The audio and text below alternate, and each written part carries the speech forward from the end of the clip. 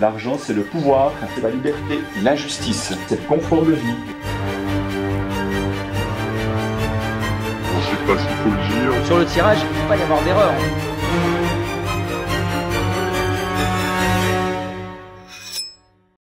Salut c'est Hugo, on est reparti, nouveau reportage. Aujourd'hui on s'intéresse aux millionnaires, tout simplement, aux grands gagnants du loto. On va se plonger dans les coulisses de tout ce fonctionnement. Comment ça se passe, quel accompagnement est-ce qu'il y a. Il y a un chat qui me rejoint, c'est très bien. Du coup c'est ce qu'on va voir ici. Et là dans quelques instants on va assister à un atelier qui est proposé aux grands gagnants et qui sont accompagnés sur la gestion de leur argent, parce qu'on va le voir, il y a un suivi important. Si vous voulez acheter un bateau comme ça parce que vous avez gagné au loto, vous pouvez le faire en théorie.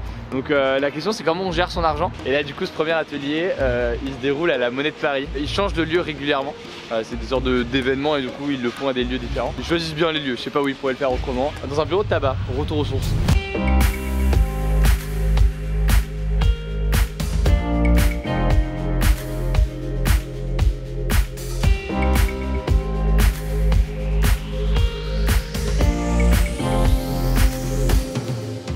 C'est bon, on est arrivé à la Monnaie de Paris. Juste à côté de moi, l'atelier est en train de se dérouler, donc on va aller à l'intérieur. Évidemment, on respecte leur anonymat, donc on va tout flouter, etc., pour qu'ils puissent pas être visibles. Là, du coup, c'est un atelier sur l'argent, sur le rapport à l'argent, avec du coup un coach un peu sur ce sujet-là. Dans la population, tout le monde s'imagine, fantasme des choses et tout. À quoi ça peut ressembler, des gens qui ont gagné. Et je vous voyais arriver, je vous disais, tiens, on prendrait ce groupe dans la rue. Il ressemble à n'importe quel autre groupe. Quand on dit gagnant, c'est des gens qui ont gagné au moins 1 million d'euros, c'est la définition pour être considéré comme grand gagnant. Et donc là, ça va de 1 à environ 15 millions d'euros parmi les gens qui sont ici. C'est pas grave. Donc, je vais vous faire un aveu. Un jour, j'ai arrêté de jouer à l'euro-million. Le jour où j'ai pris conscience que j'avais peur de gagner. Il se pourrait que ça chamboule tellement ma vie si je gagnais un gros montant que je ne sais pas si je serais capable de faire face à cela. Dans les ateliers, il y en a qui parlent de l'effet waouh, d'être super content, tout ça. Moi, c'était pas dans une bonne période que j'ai gagné, donc c'était une claque en plus, au final qui s'avère positive, intéressante.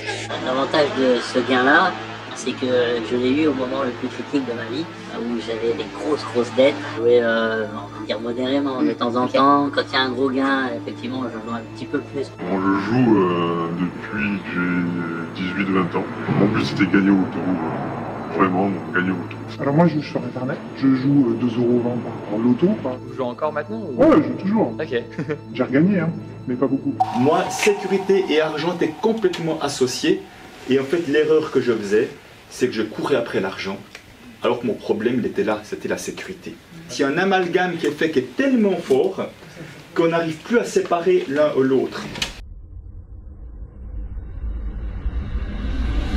Sur le jour même, j'ai pas réalisé. J'ai regardé effectivement tous les tickets que j'avais joués, sauf le bon. Et au lendemain où je m'ennuyais un petit peu, j'ai regardé tous mes autres tickets et je suis tombé sur le gagnant. En rentrant de vacances, on validé le ticket gagnant, veuillez contacter le détaillant.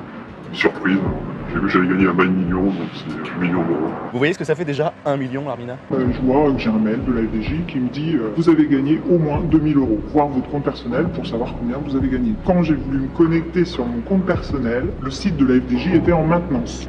Du coup, j'ai appelé mon mari, on a regardé sur des sites parallèles pour voir les chiffres, ce qui était sorti. Et là, mon mari qui me dit ouais, t'as gagné 100 000 € minimum. La première réaction, c'était oh putain.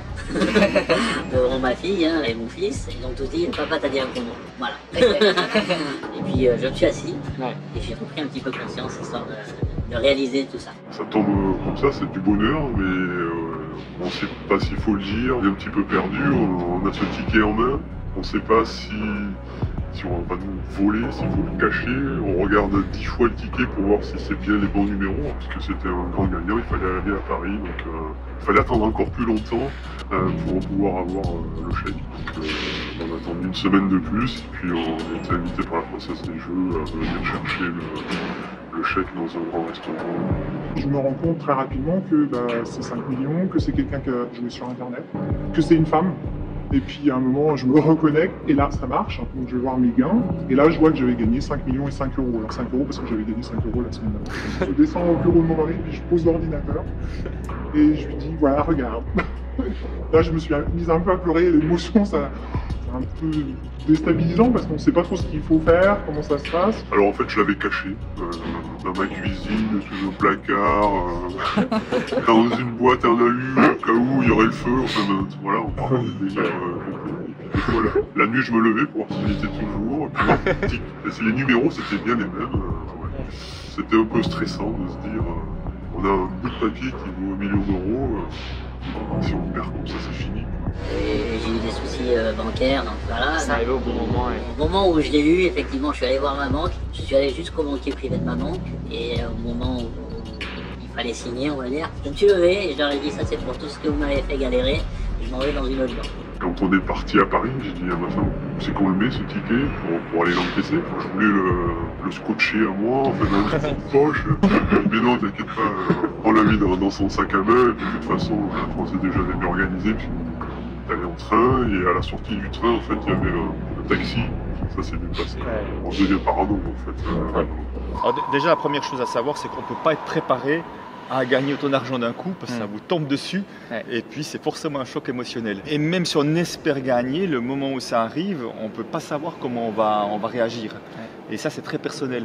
Donc je crois que la première sagesse, c'est de ne pas être sous l'effet de l'impulsion, de prendre le temps de digérer, d'accueillir, de se faire conseiller avant de commencer à faire des choix. Parce que ceux qui partiraient sous l'impulsion de vouloir mener la grande vie, je ne sais quoi, ils partent à leur perte à coup sûr. Ouais. Il y a une grande partie qui est en épargne, notamment pour les études après des enfants, très clairement. Et le gain est encore récent, donc j'ai pas encore énormément dépensé. J'ai dépensé pour ma résidence principale, donc j'ai déménagé. Voilà, les choses se font progressivement. Ce qu'on dit, c'est que la première chose que l'argent nous offre, c'est le temps.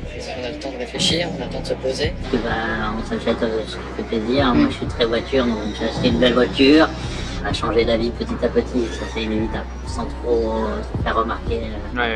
Bon, la Ferrari, j'ai pas du tout l'intention d'acheter une Ferrari, c'est pas mon délire, mais on peut pas arriver avec une Ferrari comme ça dans la maison. Ça fait bizarre. Ouais, parce qu'en plus, nous on habite dans une petite ville, c'est compliqué quoi. On n'était pas des gens dans le besoin, on n'était pas malheureux de toute façon. On fait des super restos, là on est descendu dans un super hôtel, on sera jamais dans un hôtel comme ça avant, c'est sûr. Une bonne partie de la population fantasme ce que vous avez comme situation, mais n'imagine pas une seconde toutes les prises de tête qu'il peut y avoir, toutes les réflexions, tous les stress que ça peut générer, ces nouvelles situations, comment on fait. Il y a tout un à côté qui n'est pas aussi simple que ça à vivre et à gérer. Je me trompe ? Non. Voilà. On se dit, on va faire des jaloux, et il faut un petit peu trouver un bon terrain d'entente, on va dire.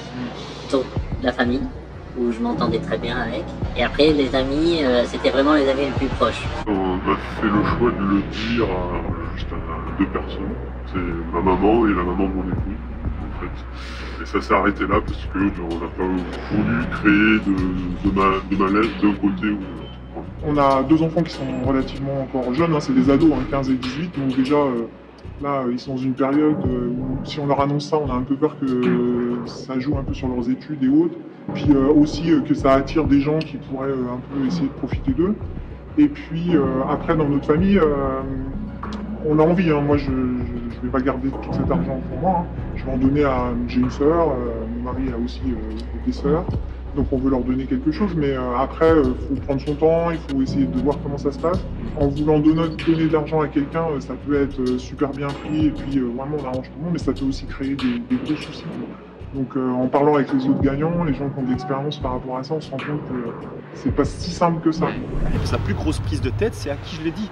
Et pourquoi c'est une prise de tête? C'est que, imaginons que je le dise librement à gauche à droite, le grand risque qu'il y a, c'est que je ne veux plus être vu comme celui qui a, sur le front, il y a une étiquette, celui qui a gagné, des millions. Et on ne va plus voir l'être humain en face, on va voir qu'avec un filtre au milieu. Et c'est ça qui est dramatique pour eux, parce que si on ne me voit pas comme être humain, quelque part on ne me verra pas pour qui je suis, mais pour la chance que j'ai eue avec les jalousies que ça a créé, tout ça. Donc ça peut rendre des relations compliquées.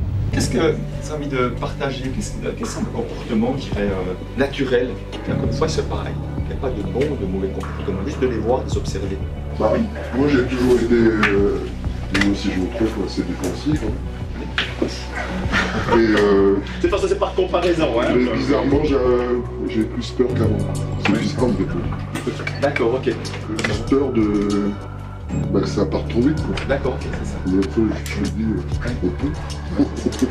Oui, moi je suis comme monsieur, c'est-à-dire que quand je travaillais, je suis assez généreuse. Le 15-20 du mois, bah, j'étais au rouge. Et puis bah, maintenant avec ce gars, je vais presque tous les jours sur mes comptes.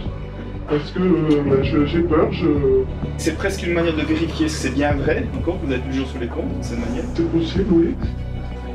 Vous savez, encore une fois, quand je disais que les comportements sont pas rationnels, j'ai eu des gens dans mes ateliers qui gagnaient beaucoup d'argent, qui disaient je vais voir 3 fois mes comptes par jour, alors que je vois régulièrement des gens qui sont dans les chiffres rouges qui vont jamais voir leurs comptes. Donc, pour vous dire qu'à un moment donné, vous voyez, c'est pas... Après, ça reste quand même des craintes ou des problèmes, entre guillemets, de privilégiés. Oui, mais bien sûr. Et ça, je le dis tous les jours. Et si on vous disait tu le mérites pas, ça vous fait quoi?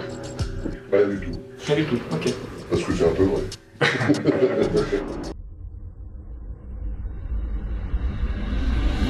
Il y a des problèmes que l'on a avec ce gain, avec cette nouvelle qu'on ne peut pas partager.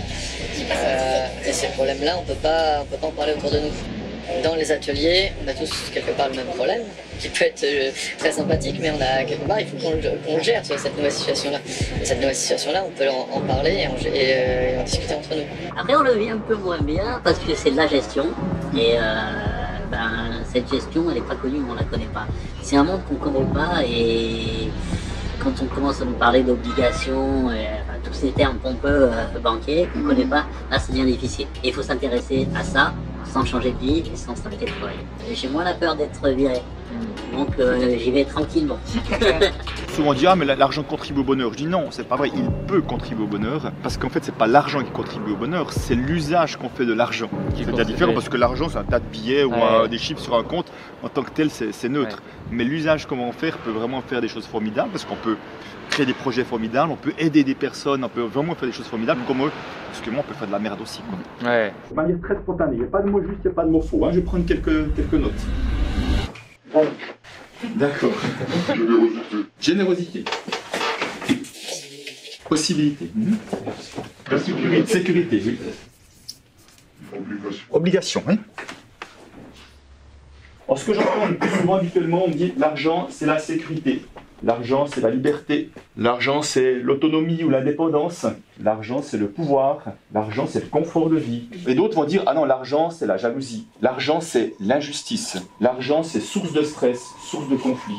Donc vous voyez, c'est du 180 degrés. Bon, fin de l'atelier, on est de retour sur nos quais avec de magnifiques bateaux avec nous. Après, ce qu'il faut bien voir évidemment, c'est que des gens qui jouent régulièrement, quasiment tous les jours et qui gagnent pas, il y en a beaucoup, on va en reparler après. Il y a beaucoup de gens qui jouent tous les jours et qui gagneront jamais et c'est l'immense majorité des gens. Bien Benjamin, imagine on rentrait là au reportage à l'instant et en rentrant dans la salle où il y a les grands gagnants, tu vois quelqu'un de ta famille. Et t'es en mode quoi? C'est un pote qui te botte la thune. Ouais.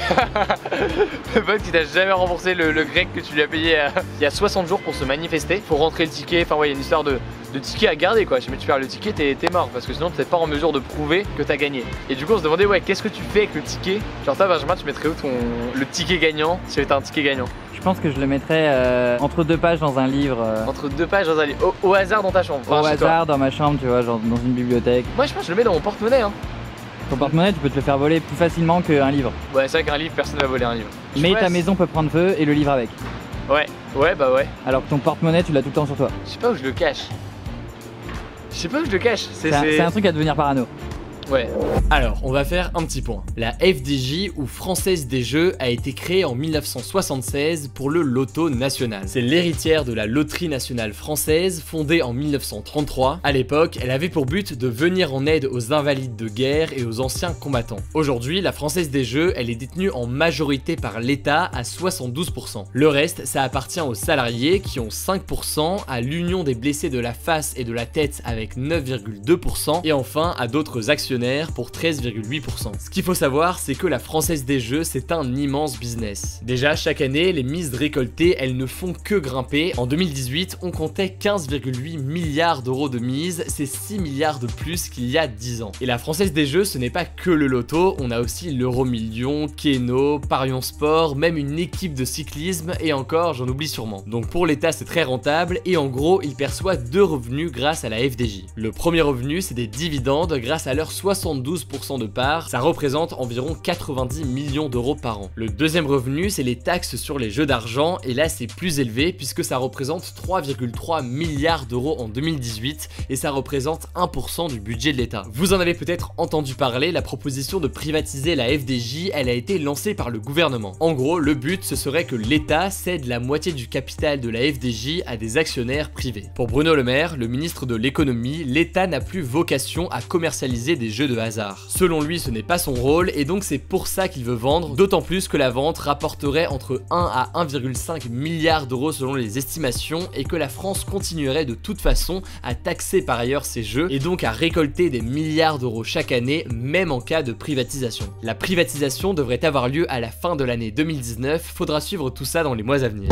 Première partie, nouvelle journée. Aujourd'hui, on est devant la FDJ à Boulogne-Billancourt. Qu'est-ce qu'on fait ici? On va rencontrer le service de grand gagnant. En fait, on va aller chercher notre chèque tout simplement. Chez on gagne des millions au loto. Ça se passe juste ici. Donc, ce qu'on va voir, c'est tout simplement comment les grands gagnants sont reçus, comment ça fonctionne, qu'est-ce que c'est en fait le service de grand gagnant. Toutes les questions qu'on peut se poser sur ce qui se passe quand on a gagné au loto. On va essayer de voir tout ça ici. Money, money, money, money, money, money, money, money. On se trouve actuellement dans le salon des grands gagnants. Merci beaucoup de nous recevoir. Vous faites partie de l'équipe des grands gagnants. Donc c'est ici que sont reçus les grands gagnants quand ils remportent plus d'1 million d'euros, c'est ça? À partir d'1 million d'euros, okay. Absolument, c'est ici qu'on les reçoit. Parce que ça fait combien de grands gagnants que vous recevez en moyenne par an? On en a environ 200, 198 très précisément en 2018. À quoi ressemble l'argent quand ils viennent le chercher ici? Alors ça peut être un chèque, ouais. Un vrai chèque, ou ça peut être un virement bancaire, okay. S'ils préfèrent. Certains n'ont pas envie de repartir avec un chèque, ils sont déjà contents de délester du reçu de jeu qu'ils ont gardé précieusement. Ouais. Voilà. C'est important pour vous du coup de garder au moins un contact et un... Oui, bah, c'est important parce que c'est vraiment le moment où on prend le contact, où on fait la connaissance de ce gagnant. Nous, ça nous permet aussi d'évaluer un peu le contexte qui l'entoure, quelles sont aussi ses ressources à plein de niveaux pour appréhender et gérer ce gain. Où on leur propose donc cet accompagnement s'ils le souhaitent, c'est facultatif, c'est gratuit, donc tous n'y participent pas, mais en tout cas s'ils le souhaitent, nous on a un dispositif qui est assez complet.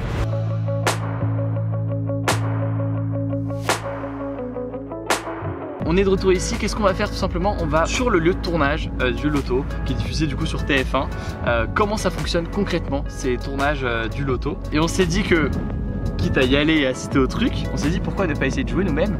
Et on sait jamais, sachant qu'en ce moment, voilà, le tirage est à 11 millions. Donc je m'engage, si on gagne, à reverser 1 million à Benjamin. Yes. Et 200 000 au chauffeur qui nous... Ça vous va? C'est enregistré. Je vais acheter un appartement là. Ah bah là vous allez vous faire plaisir. Je vais changer de femme. Voilà, super. Choisissons les chiffres. Qu'est-ce qu'on prend là? Le 5. Le 5. C'est mon chiffre par bonheur. Dites un chiffre. Le 7. Le 7. Allez, quoi d'autre? Le 22. Le 12. Le 12. 33. Allez, c'est parti. Donc voilà nos chiffres. On est ici du coup sur le plateau où se passent les tirages 3 fois par semaine. Ça a été diffusé sur France 2 pendant quelques temps, mais maintenant c'est sur TF1. Et donc vous voyez le plateau, la configuration, bon, c'est assez simple, il n'y a pas de table ni chaise, ça se fait debout. Plusieurs caméras, plusieurs éléments. Un peu comme le JT de France 2 qu'on a vu dans un autre reportage récemment, il y a la réalité augmentée qui est utilisée. Du coup c'est cette caméra qui est utilisée. Vous allez le voir au moment des répétitions qu'on va voir dans quelques instants. Et ici, c'est du coup l'autre partie où il y a le fameux tirage qui est réalisé. Et ce que vous voyez ici, c'est qu'en fait les boules elles ont une petite inscription noire dessus. C'est qu'en fait c'est des boules de répétition, donc c'est des boules pour faire des essais et vérifier que tout fonctionne correctement.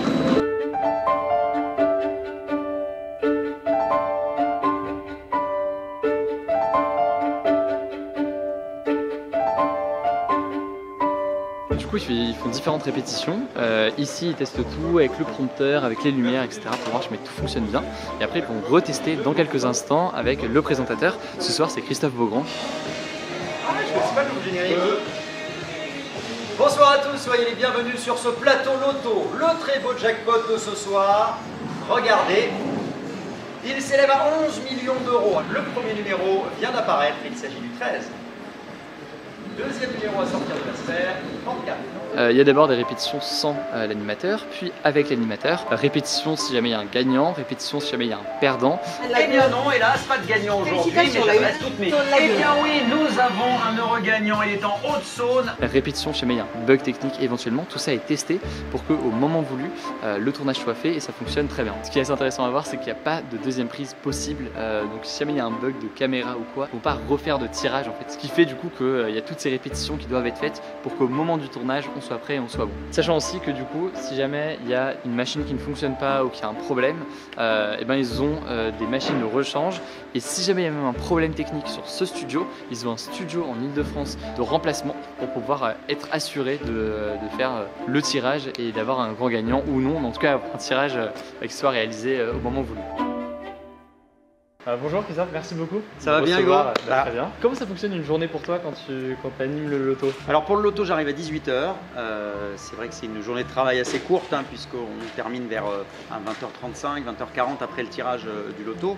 J'arrive vers 18h, on fait les répétitions, le dispositif technique pour vérifier que tout fonctionne bien par rapport au prompteur, etc. Ouais. Après, moi je vais me préparer en termes de maquillage, coiffure. Et pendant ce temps, il y a aussi d'autres répétitions avec les caméras, etc. pour vérifier que les boules fonctionnent bien. Parce que sur le tirage, il ne peut pas y avoir d'erreur en principe. Donc on vérifie plusieurs fois pour être sûr que tout fonctionne bien. On enregistre la première partie du tirage, le tirage en tant que tel, et après on fait une pause. C'est pour ça qu'après je dis, hey, voici la carte, et on va vérifier s'il y a un gagnant. C'est pas immédiat en fait, parce qu'il y a un petit laps de temps de 5-6 minutes, mais ça évidemment à l'antenne on ne le voit pas, sinon ce serait long. Et toi tu as le droit de jouer ou pas? Ouais, j'ai le droit de jouer, tout le monde, alors pour le coup tout le monde a le droit de jouer. Dans les jeux télé habituellement, tu sais, quand tu es employé de la chaîne, tu n'as pas le droit de jouer. Mais là c'est différent, là c'est la loterie nationale. C'est du hasard complet. Tout est ultra sécurisé, exactement, il ne peut pas y avoir de triche ou quoi que ce soit, donc tout le monde joue assez régulièrement. Tu joues et que tu gagnes et que tu... Si tu connais le numéro que j'ai pas joué aujourd'hui, mais ça ferait louche. Hein. Je pense qu'il ferait une enquête, quand même, on sait jamais. Bon, alors tu peux jouer encore, hein, si t'as la pile. Mais j'ai joué tout à l'heure. Ah, t'as joué? Je vais peut-être t'annoncer une bonne nouvelle, on sait jamais. Première fois que je joue, je crois, donc j'ai intérêt. T'as joué avec la pile? Ouais. La chance du débutant. On va voir. Hein. Mais je lui ai dit que je donnais. Je dis combien? 2 millions. 2 millions pour lui. 2 millions, il est généreux, hein, c'est bien. Hein. Ouais, c'est. Là, il pourrait te filer qu'1 million, tu vois. Ouais, je peux te dire. 2 millions, ok. 1 million à Benjamin. Yes. En attendant, vous l'avez peut-être remarqué, dans les bureaux de tabac, la FDJ propose toujours plus de jeux à gratter. Depuis quelques années, elle cherche même clairement à rajeunir sa clientèle. Vous le voyez avec ce type de jeu, ils reprennent clairement ce qui est supposé être des codes de jeunes avec des petits chats et des jeux vidéo. Pourtant, on le rappelle, les jeux d'argent sont interdits aux moins de 18 ans parce que même si ces jeux peuvent être amusants, eh bien il ne faut pas oublier que ce n'est pas sans risque. Vous le savez, on peut développer une vraie addiction aux jeux d'argent et les personnes qui en souffrent peuvent très gravement s'endetter parce qu'elles n'arrivent plus à s'arrêter de jouer. En fait, en France, on estime qu'il y a 200 000 joueurs excessifs et plus d'1 million de joueurs à risque. En mars dernier, le député La République En Marche, Christophe Blanchet, a expliqué qu'il voulait renforcer les sanctions contre les buralistes qui vendent des jeux d'argent aux mineurs. Ça pourrait prendre la forme d'une amende sur le même modèle que la vente d'alcool, et cette amende, elle pourrait aller jusqu'à 7 500 €. En attendant, la Française des Jeux, elle est quand même assez encadrée par rapport aux jeux qu'elle produit. Il existe une commission pour ça, c'est la COGEX, et elle est composée de représentants des ministères de l'Intérieur, de la Santé, du Budget, des Sports, mais aussi d'addictologues et d'organisations de consommateurs. Son but, c'est tout simplement d'étudier et de valider ou non tout nouveau produit sorti par la FDJ. Enfin, pour terminer, on va quand même relativiser l'idée qu'on peut devenir millionnaire facilement. Sur ce tableau, on voit les chances que vous avez de trouver les bons numéros au loto, et comme vous le voyez, c'est pas gagné. On a environ une chance sur 1,9 million de trouver les 5 bons numéros, et à titre de comparaison, vous avez plus de chances d'être frappé par la foudre, une chance sur 218 000.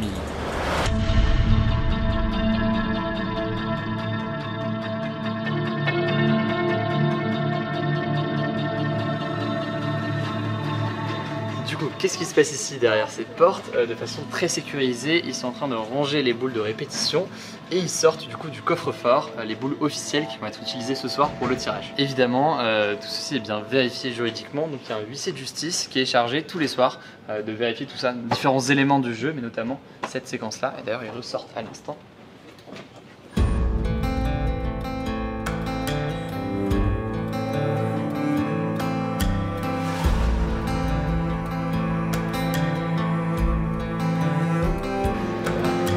l'huissier de justice vérifie que tout est bon, qu'il y a bien toutes les boules, tous les chiffres, etc.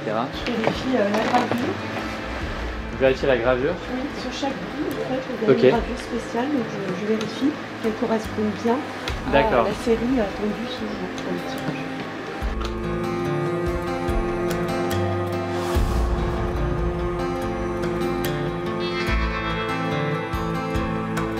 Donc au moment du tournage, qu'est-ce que vous vérifiez? Qu'est-ce qui est important pour vous? Je suis toujours ici, donc au moment du tirage, je m'assure qu'il n'y a pas d'incident technique, que les boules qui sortent sont bien celles qui vont apparaître après sur le procès verbal. Donc je vérifie non seulement physiquement quand elles sont extraites, et également ce que me tire le présentateur ou la présentatrice, m'assurer que ce sont bien les numéros sortis. Et puis sur les révélations des gagnants. Voilà. Donc ça c'est important, savoir s'il y a un gagnant, la localisation, il y a des codes loto, on vérifie les codes loto également. Donc là, particulièrement sur les boules officielles, je ne veux pas les quitter du regard.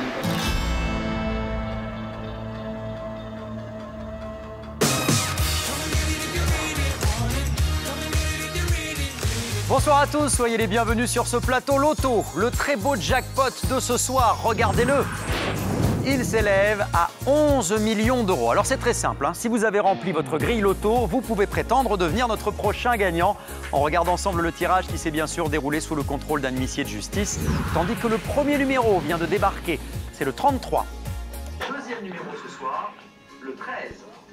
Oh putain, pas loin. Troisième numéro à sortir de la sphère, 28. 18, c'est notre quatrième numéro. Et enfin, le cinquième pour ce soir. Il n'y a rien qui va. Il n'y a rien qui va dans notre tirage. Là, c'est l'échec absolu. Maintenant, numéro chance. J'y croyais, moi. Tu pensais on allait s'en sortir. Le 9. Celui-là, on l'a. Non. Ah si. Mais ça sert à rien. Si, ça rembourse ta mise. Ça rembourse? Ah ouais? Ah donc là c'est remboursé là. Donc vous avez gagné. Donc j'ai ouais. Donc je peux rejouer demain. Ah très bien.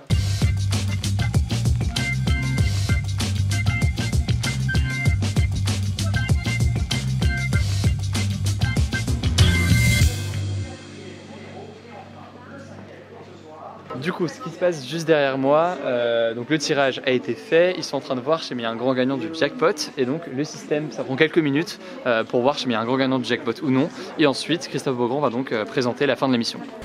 Alors allons-nous avoir un gagnant ce soir? Un peu de suspense, la carte va nous le dire.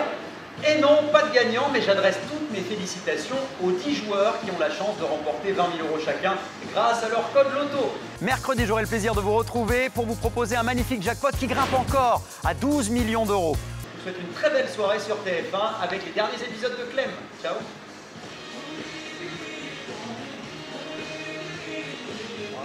Bon, je sais pas ce que vous en avez pensé, en tout cas j'ai trouvé ça assez intéressant de voir ce plateau-là. Des plateaux télé, des tournages, j'en ai déjà vu, j'en ai déjà fait, mais là c'est intéressant de voir que c'est un plateau particulier parce qu'il conjugue à la fois le côté tournage, production, où en fait pour 1 minute 30 de rendu à l'écran, il y a des heures de préparation, même si c'est un truc assez répétitif, etc. Cette production elle est conjuguée à un aspect plus juridique qui est assez important, de vérifier que tout est conforme, que le huissier de justice puisse bien tout checker, enfin voilà, il y a l'aspect vraiment juridique du tirage. En tout cas j'espère que ce reportage vous aura plu dans son intégralité. Je sais pas si ça vous a plu, évidemment, n'hésitez pas à mettre un petit pouce bleu et à vous abonner si jamais c'est pas encore le cas. Chose importante, dans la description, je vous mets des liens, je me voulais en savoir plus. Je crois que j'ai tout dit. Ça t'a plu, Benjamin? J'ai adoré. T'as adoré, comme d'habitude à la fin de chaque reportage. J'espère que ça vous a plu. Puis on se dit à très vite pour de nouveaux reportages sur la chaîne. On fait environ un reportage par mois, comme ça assez long. J'espère que ça vous plaît de voir tout ça. Donc voilà, on se dit à très vite.